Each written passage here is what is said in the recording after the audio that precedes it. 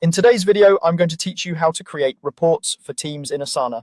By the end, you'll know exactly how to turn your team's work into clear visual insights you can use to make better decisions.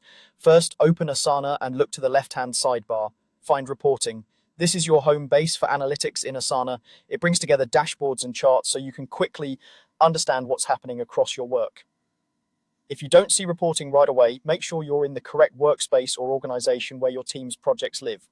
Once you're in, you'll see existing dashboards if any have been made and an option to build something new. Next, click Create Report. This opens a clean canvas where you'll define what the report should show.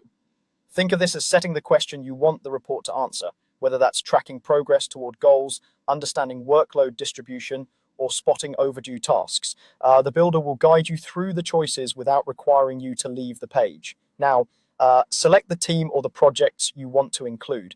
If you pick a team, Asana will pull in all the projects under that team, which is great for big picture visibility. If you choose specific projects, you'll get a more focused view. Consider whether you want a broad roll-up across multiple initiatives or a deep dive into a single project's health.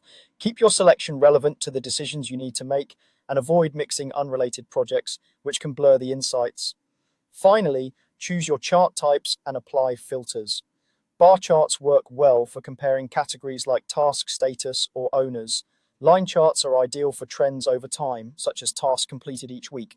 Donut or pie charts help visualize proportions like how work is split by priority or custom field.